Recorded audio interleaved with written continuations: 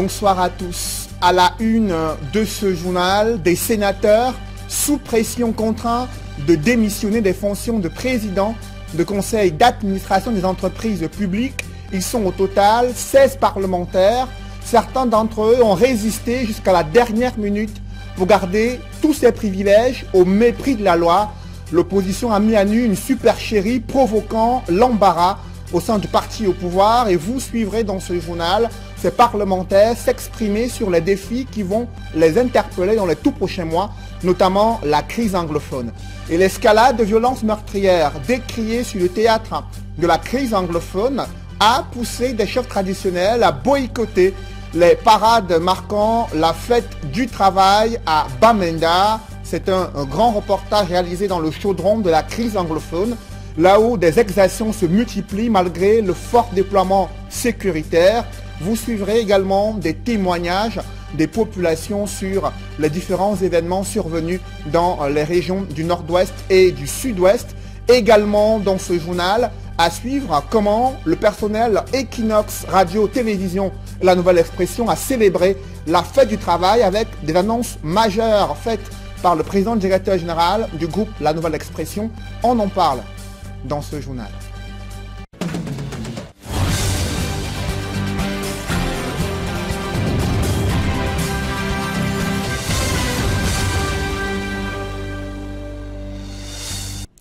Merci de suivre cette édition complète de l'information sur Equinox Télévision.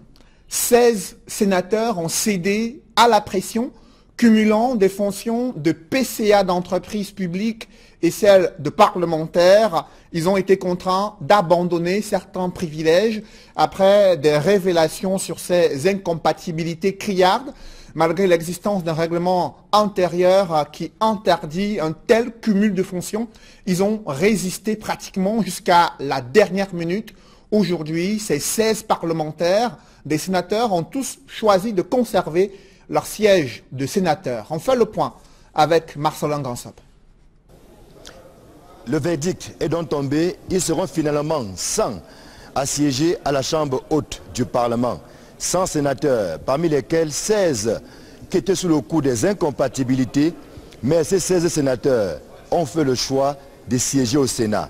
Un choix qui n'a pas été aisé. Compte tenu de mon passé politique, il n'y avait pas de choix. Le choix n'était pas là. Je n'avais qu'un le Sénat. Vous comprenez? Être PCA, c'est une mission que le président vous donne pour un temps limité. Vous comprenez?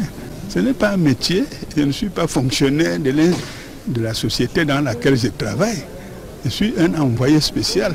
Le choix a été vite fait, ça ne se posait même pas. J'ai déjà passé beaucoup de temps à la CRTV, j'ai travaillé pendant de longues années et je voulais découvrir autre chose parce que parallèlement, j'étais près des populations qui voulaient quand même que je vienne à faire un peu plus de politique, mais je ne voulais pas mélanger le travail de la CRTV et la politique. Mais quand le moment est arrivé, on avait besoin de beaucoup de femmes. Je me suis dit pourquoi pas moi. Ils sont présidents de conseil d'administration, fonctionnaires, magistrats. Ils ont donc fait le choix de siéger ici à la Chambre haute du Parlement. Les motivations sont diverses, mais pour la plupart, ces sénateurs pensent qu'il est temps de travailler pour les collectivités territoriales décentralisées après avoir pendant longtemps servi l'État camerounais. C'est une interpellation forte du président national qui a bien voulu que je sois sénateur. Je ne peux pas me deviner. Ensuite également, il y a une attente également forte de la population qui voudrait voir les choses s'améliorer à travers mon entrée au Sénat. Donc les deux considérations combinées, je n'ai pas eu de la peine à choisir. J'ai choisi la fonction de sénateur parce que il faut aussi rendre service à nos communautés, à nos populations, de défendre les intérêts et puis amener les gens à atteindre le développement. Dès l'investiture, j'avais déjà fait le choix d'être sénateur. Bon, quand on m'a fait savoir que c'est incompatible avec ma première fonction, j'ai clairement montré que je préférais être sénateur parce que Par là, je pense que je pourrais mieux aider ma communauté. Nous sommes à la période de la décentralisation. La plénière consacrée aux résultats des 4 bureaux de vérification n'est pas fortuite. C'est une disposition de la loi portant règlement intérieur du Sénat, le code électoral, mais également la loi portant sur les établissements publics et aussi les entreprises publiques, une loi votée récemment à l'Assemblée nationale et entérinée par la Chambre haute du Parlement. Des dispositions légales qui ne permettent plus le cumul de fonctions. Il était donc question, et même urgent, de vider ce contentieux des incompatibilités avant de dérouler le tapis rouge aux sénateurs. Ici le palais de congrès de Yaoundé, Élisée Borba, Marcelin Gangsop, Equinox Télévision. Restons au palais des congrès où vous l'avez vécu, certains sénateurs cumulards ont résisté jusqu'à la dernière minute pour tenter de garder ces privilèges à la fois d'être fonctionnaire et le mandat de sénateur. Et vous l'avez vu, l'opposition a permis de mettre à nu cette supercherie, provoquant un malaise au sein du RDPC et ses parlementaires, lesquels ont bafoué le règlement intérieur du Sénat, bafouant ainsi l'éthique et la morale publique. Je vous propose de suivre l'analyse de Guy Zogo. L'affaire des incompatibilités au Sénat a tourné au vinaigre pour nombre de dignitaires du régime pris en flagrant délit de cumul.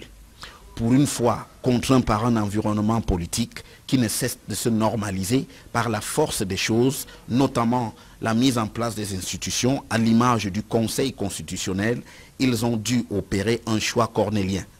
Il n'en reste pas moins que c'est un choix qui a le don d'éclaircir l'espace politique et surtout de le prémunir de la maladie du cumul, devenue au fil du temps une sorte de règle usitée ad nauseam par les tenants du pouvoir. L'exercice est sans doute douloureux pour ceux-là du sérail qui savaient pouvoir espérer tirer des dividendes de la vache à lait qu'est l'État, sans limite, sauf celle de l'indignation impuissante du petit peuple. Là, c'est la Lali, la fin d'une époque et le début d'une autre où il faudra apprendre à choisir de deux choses. L'une, bref, à ne plus se croire au-dessus des lois de la République. C'est une leçon certes apprise dans la douleur, mais dont on peut être convaincu qu'elle a été assimilée.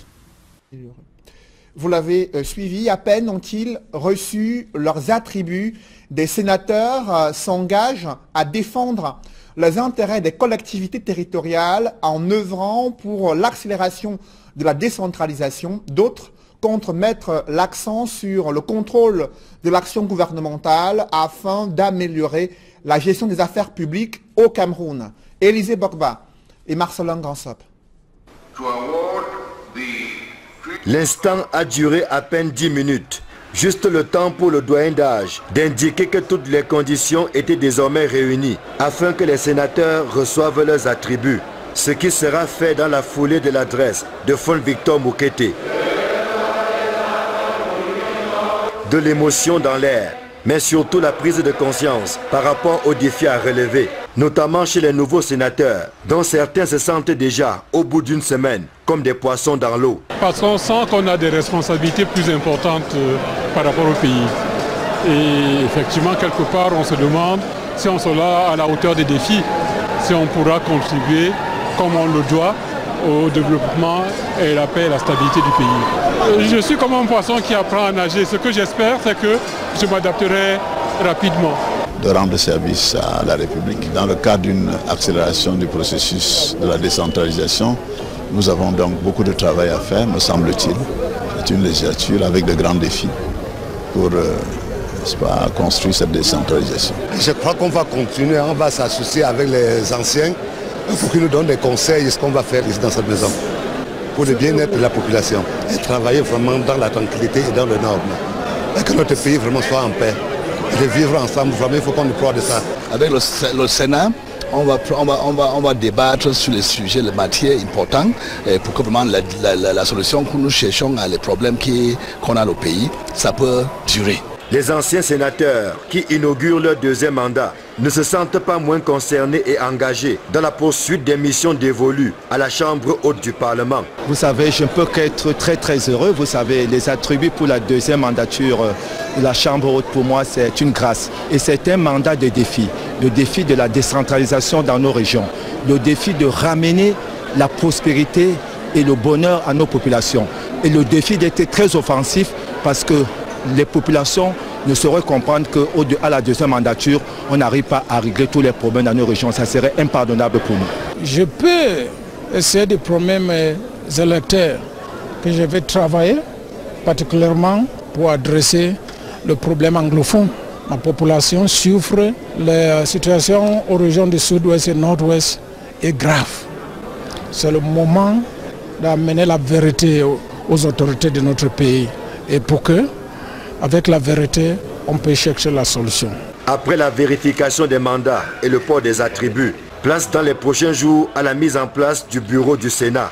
La question qui taraude les esprits est celle de savoir si Marcel Nyat Difendi sera reconduit au perchoir. L'on ne perd rien à attendre. Prenons à présent les dernières nouvelles sur le théâtre de la crise anglophone. Je vous en parlais en début de semaine. Le prêtre, l'abbé William Neba, prêtre de l'église catholique à Mboyo, a été libéré au bout de 48 heures de captivité. C'est encore flou sur les conditions de son kidnapping et de sa libération. Quelles négociations ont été menées? Jusqu'ici, rien ne filtre au sein de l'église catholique ni du côté des autorités administratives. Néanmoins, un couvre-feu a été instauré durant une semaine dans le département de Boyo, là où il y a eu justement cet enlèvement d'un prêtre dans une paroisse catholique. Et cette escalade des violences meurtrières inquiète de plus en plus les populations. Malgré une forte présence militaire, ces populations peinent à être rassurées. Nombreux de ces populations, elles sont nombreuses, ces populations qui se dirigent vers le Nigeria, fuyant les exactions à la fois de la part des bandes armées et certaines accusations portées contre des hommes en tenue, information qui n'a pas été confirmée par le gouvernement. On fait le point avec Kate Diarra. Le calme peine à revenir dans la zone anglophone. En dépit de la forte militarisation des pôles de tension, de nombreux incidents se sont produits ces derniers jours, poussant un peu plus les riverains à se réfugier dans les contrées voisines. Dans une vidéo devenue virale en circulation sur la toile, on peut apercevoir des hommes abhorrants, la tenue des forces de défense camerounaises, mettre le feu à des domiciles désertés à Azi, dans le Lébialem. Si l'identité des hommes présents sur la vidéo n'est pas encore confirmée, il faut dire que les internautes ne lésinent sur aucun détail pour les assimiler aux soldats camerounais.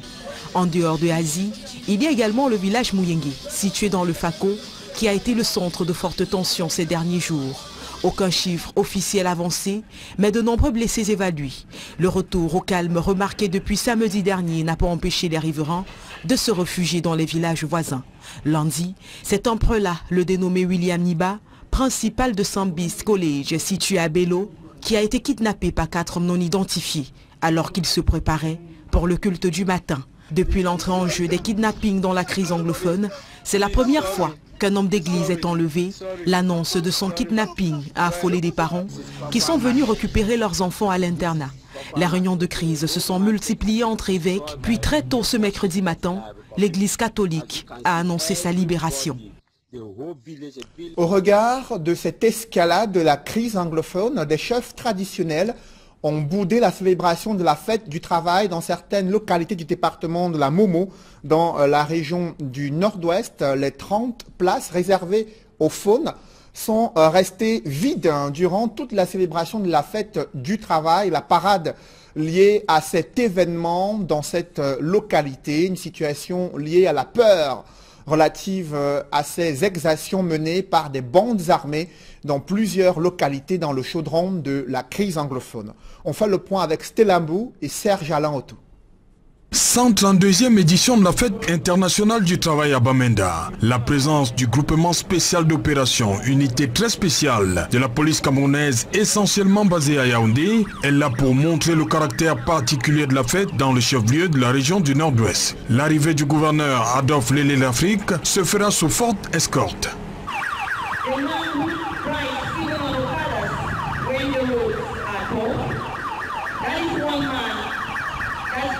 Un bruit assourdissant qui traverse toute la ville morte de Bamenda, comme ici, au marché des vivres. Comptoirs et boutiques sont restés fermés en cette deuxième journée de la semaine.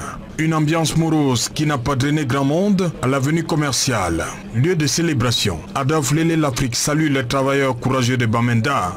Leur présence ici est un indicateur. Ils ont bravé déjà la peur. Et je voulais leur dire de continuer et de remobiliser certains qui auraient encore peur, certains qui douteraient encore, leur dire que la République est debout, elle fait cette face à beaucoup de difficultés, mais c'est l'occasion de se remobiliser comme un seul homme pour renouveler le pacte républicain. Quittons la Mésame pour la Momo. Premier constat, une arrivée sous très faible escorte du préfet Absalom Monono. Après les civilités d'usage, un coup d'œil dans la tribune lui permet de mesurer l'ampleur de la peur qui habite les autorités invitées à la célébration de la fête du travail à Bangui. Que de chaises cherchant désespérément occupants. Le constat est encore plus alarmant lorsque le regard du préfet se pose sur la tribune spécialement aménagée pour les autorités traditionnelles. Pas l'ombre d'un seul faune, 30 sièges vides. Ici en Bangui, le courage des rares travailleurs venus participer au défilé est fortement salué. Après les élèves et enseignants du Nord-Ouest, la peur a gagné les travailleurs le temps d'une célébration, malgré tout, bien rythmée. Loin des braises ardentes de cette crise anglophone, c'est également dans une ambiance morose que s'est célébrée la fête du travail en Konsamba. Là-bas, syndicats et agriculteurs déplorent être abandonnés à leur triste sort. Ils évoquent la cherté des intrants agricoles qui les empêchent de pouvoir développer leurs activités, leur productivité.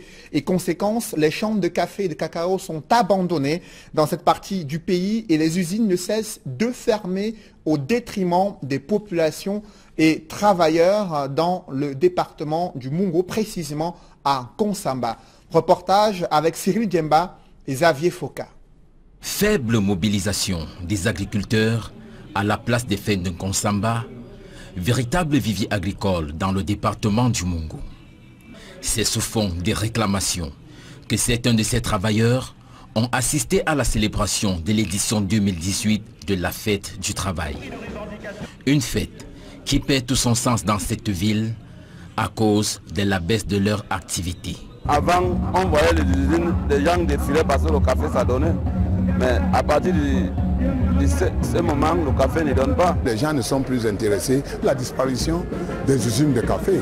Konsamba qui en avait plus de 16, je pense qu'il reste presque rien. D'après les agriculteurs, leurs activités sont délaissées à cause de la cherté des intrants agricoles.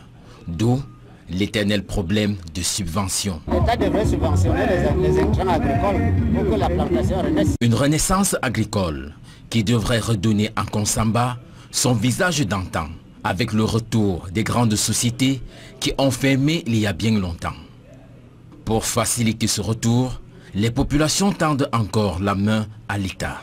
L'interpellation, c'est au gouvernement de ramener toutes ces sociétés qui s'occupaient de l'agriculture. En attendant, les syndicats et chefs d'entreprise plaident pour l'instauration effective du dialogue social au sein de quelques entreprises qui ont survécu à cette crise. Nous continuons d'interpeller les pouvoirs publics afin qu'ils puissent mettre sur pied un cadre de dialogue serein pour le développement et l'épanouissement des travailleurs. Malgré tout, les autres corps de métier ont pris part à la parade qui s'est déroulée devant le préfet du Mungo, Galim Irinengon, qui a promis transmettre toutes les doléances qu'il a reçues à la hiérarchie. Avec le plus grand soin possible.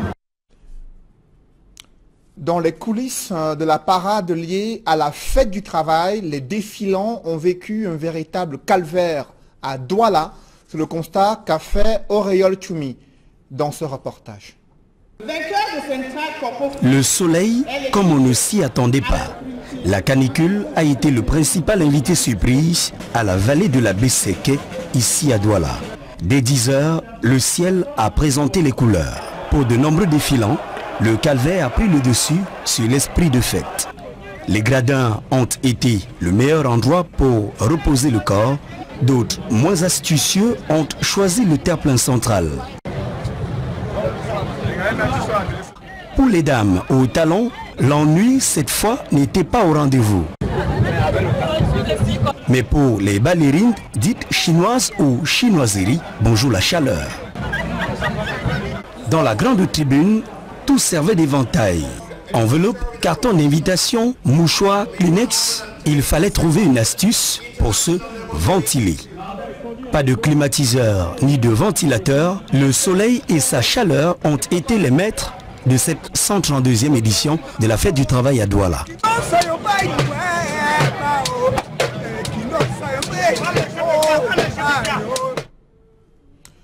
La journée internationale du travail a eu une coloration particulière pour le personnel du groupe La Nouvelle Expression et Equinox Télévision. Le président directeur général de ce groupe, Séverin Tchonke, a confirmé la mise en place d'une assurance maladie pour tout son personnel. Une nouvelle qui a réjoui l'ensemble des journalistes, techniciens et bien sûr commerciaux et directrices administratives et financières de ce groupe.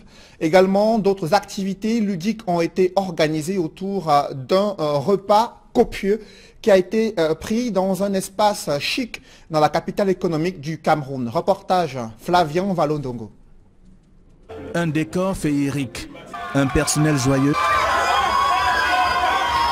La motivation vient de l'annonce de l'effectivité de la couverture sanitaire pour tous les employés du groupe La Nouvelle Expression. À partir de ce mois de mai, donc, une assurance maladie pour tout le personnel qui lui permettra d'être pris en charge dans les centres hospitaliers.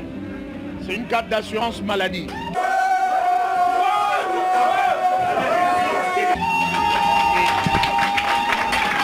Ceci est votre carte d'assurance maladie.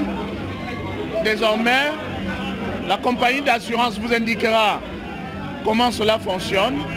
Dans une ambiance de célébration de la fête du travail, le précieux sésame remis solennellement aux employés est la consécration d'une promesse faite lors de la dernière assemblée générale du groupe. On avait recueilli des doléances du personnel. Nous avons souscrit une assurance maladie pour tout le personnel. Le processus technique voudrait qu'il y ait une carte à puce. C'est cette carte à puce qui a été mise à leur disposition aujourd'hui. Journalistes, animateurs, techniciens, personnel de surface et personnel administratif saluent la volonté des patrons, celle de voir améliorer les conditions de vie des travailleurs. Nous sortons d'ici avec chaque employé avec une carte d'assurance maladie.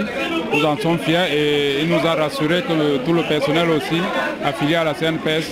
Et cette couverture sociale est très primordiale pour nous. C'est la bonne nouvelle de la journée. Donc c'est vrai, on attendait cela depuis pas mal de temps. Mais aujourd'hui, ça se concrétise finalement. Tout ce qu'on fait au quotidien aujourd'hui, on s'est reconnu, on est récompensé pour ça. Voilà.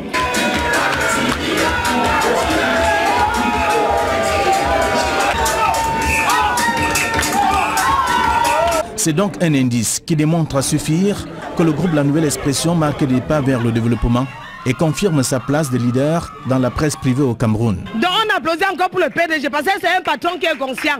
À côté de la carte d'assurance et de l'affiliation du personnel à la CNPS, d'autres réalisations à court terme ont été révélées. La direction générale a accordé une fois de plus d'importance à cet événement. Nous, au niveau de la direction, nous espérons avoir fourni un peu plus d'efforts et on attend aussi beaucoup plus des collaborateurs. C'est de donner le meilleur de nous-mêmes et si la fin de l'année, que Equinox soit encore au top. La 132e fête du travail, ce 1er mai 2018, a eu une coloration particulière au sein du groupe La Nouvelle Expression.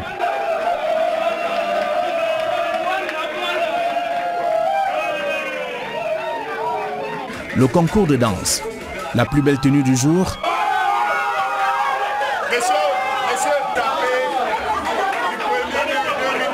saupoudrés de notes d'humour, ont constitué des agapes de cette célébration. L'entreprise avance.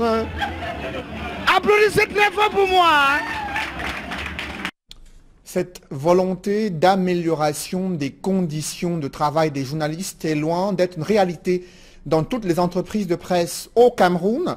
Du coup, ils sont nombreux qui désertent le plus beau métier du monde afin d'exercer leurs compétences dans des organisations internationales ou des entreprises privées. Par contre, certains journalistes, malgré ces conditions difficiles, malgré l'accès difficile aux sources d'information et la précarité du métier, ils continuent d'exercer le plus beau métier du monde, pas passion, également pas détermination pour améliorer l'accès et le droit à l'information pour la majorité des Camerounais. Des regards croisés des journalistes qui sont restés dans la profession et ceux qui ont déserté le métier, c'est dans ce reportage signé Sylvestre Hippolyte Zangao. Son visage juvénile est trompeur. Junior Kaparan est bien connu du paysage médiatique au Cameroun. Reporter et présentateur des journaux et des magazines sur des chaînes de télévision pendant plus de 10 ans. Ce journaliste a pourtant décidé de tourner la page de cette profession pour poursuivre sa carrière au sein d'une multinationale. Pour ce qui me concerne, je vois deux raisons principales. La première, c'est la recherche d'un environnement humanisant. On a travaillé dans un environnement qui est un peu compliqué, qui est figé, j'allais même dire statique par rapport à un certain nombre de choses. Vous pouvez arriver comme journaliste, vous y travaillez pendant des années.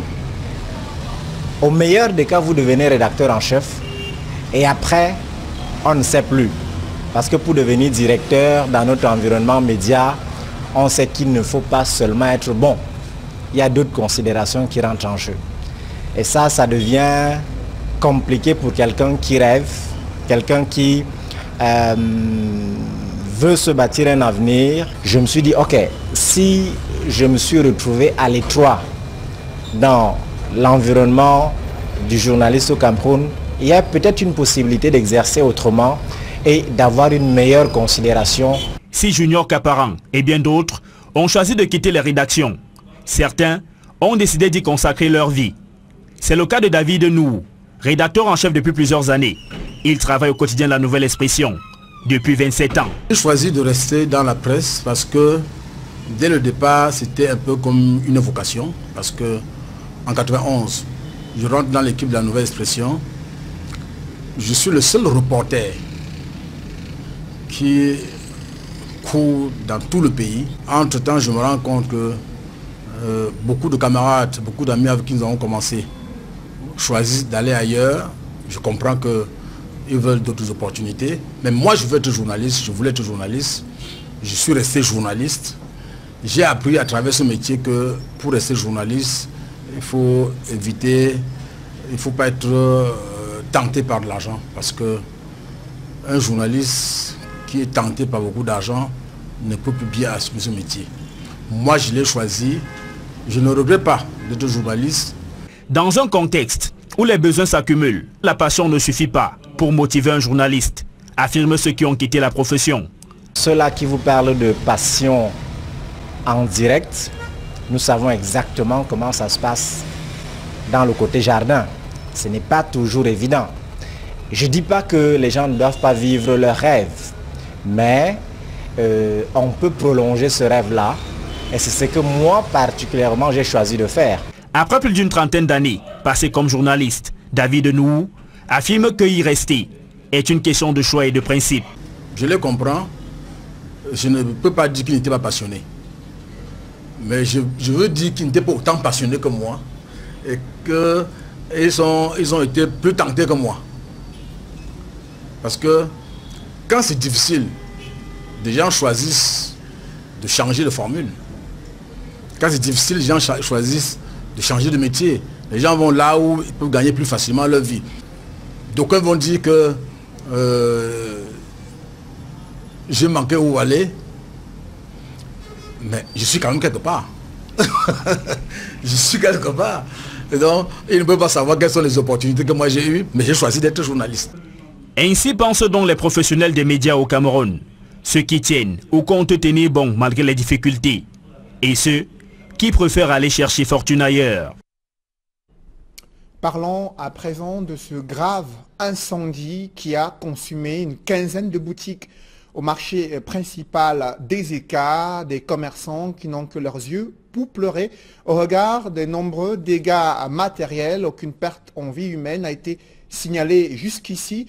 L'origine de l'incendie reste inconnue, mais certains témoins pointent déjà un doigt accusateur sur les branchements électriques anarchiques dans ce marché à Ezeka.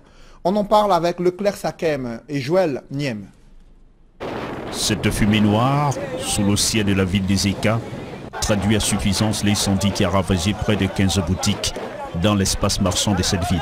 À minuit 27, pendant que nous sommes au carrefour, on a vu seulement le feu sortir.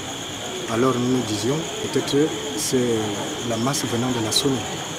Et on était en fait en ville, subitement on a vu les boutiques prendre feu. Là déjà les boutiques, c'est plus de 15 boutiques qui ont pris feu. Voilà, c'est grave, c'est catastrophique. Le coupable est vite trouvé. Alors nous nous disions, peut-être c'est la masse venant de la zone.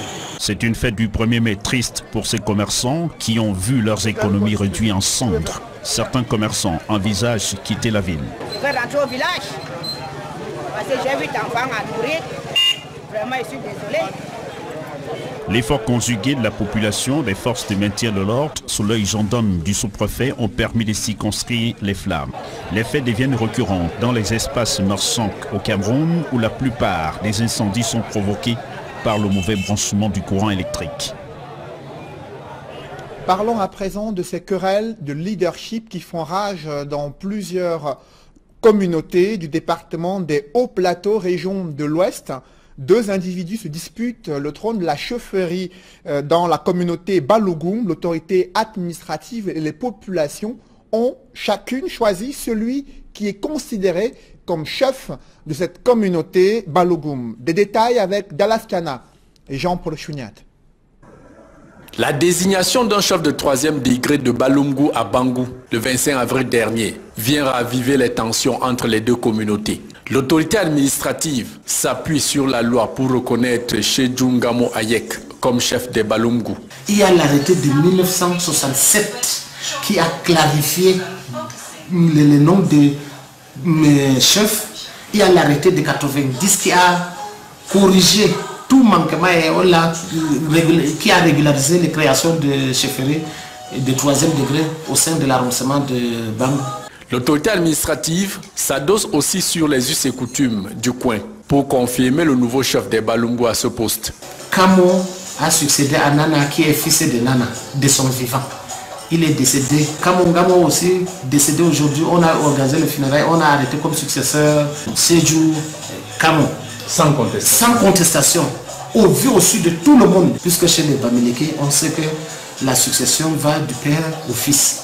Voilà qui est clair pour l'autorité administrative. Mais au village Balungu, cet homme rejette les arguments du sous-préfet. Nous affirme qu'il est bien le chef supérieur des Balungu. Il ne veut pas appliquer le décret 77/245 du 15 juillet 1977 portant organisation de chefferie traditionnelle dans tout l'ensemble du pays. Il vient alors se baser sur le texte du 17 mars 1967. Un arrêté préfectoral pour venir de temps en temps troubler la population de Balungu. L'homme dit tenir son trône à la mort de son père, Joe Zaché, décédé en 1984, qui lui aussi avait hérité de son géniteur disparu en 1937. Comme quoi, la succession va bien de père en fils. Je suis à 33 ans de règne à la chefferie Balungu. Et les Balungu ne m'ont jamais contesté. Tous sont derrière moi, sauf les originaires de Bangou qui ne veulent pas de nous. À bonne source, Balungu, autrefois un groupement de 8 villages, avec à sa tête un chef supérieur, fut annexé par un des défunts chefs supérieurs Bangou. À l'époque, le roi Bangou était un grand conquérant. Il y avait Balungu, Balambo, Bamedje, Bakangwe, ainsi de suite, qui étaient comme des villages un peu autonomes, mais que le chef supérieur a phagocyté. Depuis des siècles donc, les Balungu refusent une inféodation forcée au groupement Bangou. Son grand-père Djago, fuyant le puissant voisin Bangou, s'était exilé 20 ans hors de sa chefferie. Et Sa Majesté Ouaché dit avoir même payé au prix fort de sa liberté, incarcéré à la brigade mobile de Bafoussam. Pour lui, la lutte continue. Nous disons non. On va refuser, on va s'opposer jusqu'à la dernière goutte de notre sang. Tous les Balungu sont déterminés à dire non au chef Bangou, qu'on ne pourra à jamais se soumettre. Voilà le problème de Balungu. Aujourd'hui, Ouaché Norbert s'inspire aussi de sa participation au rite d'initiation d'autres chefs supérieurs et sa longévité au trône pour justifier sa légitimité ancestrale, à l'opposé de l'autre faction où les chefs imposés ont connu des fins tragiques. Malgré toutes ces explications et péripéties avec les autorités, le sous-préfet Manou Digir est formel. Sa Majesté Ouaché Norbert n'est pas chef supérieur des Balungu. Il ne vous montrera aucun texte qui le désigne comme chef de 3e degré, pire encore chef de 2e degré ou d'un groupement quelconque, ou bien un document qui prouve qu'il y a un groupement à Balungu. Sur la question, Ouaché Norbert dit n'avoir jamais été adoubé par l'administration pour des raisons connues de tous. Le chef Bangou était parti mentir au préfet de la MIFI que nous avons volé la chefferie pour s'aimer le trouble dans le Cameroun. C'était le préfet de la MIFI qui nous avait arrêtés pour mettre en prison sous les instigations du chef Bangou. La bataille de leadership entre le chef Tayo de Marcel des Bangou et le chef Ouaché Norbert des Balungu est donc loin d'être terminée. Affaire à suivre. Dans l'escale internationale, la Centrafrique renoue avec des violences. Au moins une quinzaine de personnes ont été tuées lors d'une attaque perpétrée contre une église. Le prêtre qui officiait a été tué. On parle d'au moins 16 morts. Le bilan pourrait s'alourdir dans les toutes prochaines heures. Et la force, la MINUSCA, qui a appelé à la retenue au sein des différentes communautés à Bangui, la capitale de la Centrafrique. On en parle avec Gladys Sidier. Des manifestants appellent à la démission du président. Ils transportent le corps du prêtre tué lors de l'attaque contre une église par un groupe armé musulman, dans une ville où les tensions restent très vives avec la majorité chrétienne. Ces manifestants se dirigent vers le palais présidentiel de Bangui après l'attaque contre l'église Notre-Dame de Fatima en pleine célébration. De nombreux fidèles étaient présents. C'était à Notre-Dame Fatima pour notre fête patronale et soudain on s'est rencontré avec les musulmans qui sont venus tirer sur nous. Bon, finalement ils ont en tout cas lancé des grenades, les roquettes et puis il y a eu tellement de dégâts. Les assaillants, selon des témoins, étaient armés de grenades et d'armes automatiques. Les blessés ont afflué dans les hôpitaux de la ville et plusieurs personnes ont été tuées. L'attaque aurait été lancée par des hommes du quartier musulman du PK5, dans ce qui semble être une riposte, après l'arrestation par les forces de sécurité intérieure d'un membre de la missile du général Force. Selon les services de l'ONU, la MINUSCA, une mosquée de la ville aurait été ensuite incendiée par des manifestants.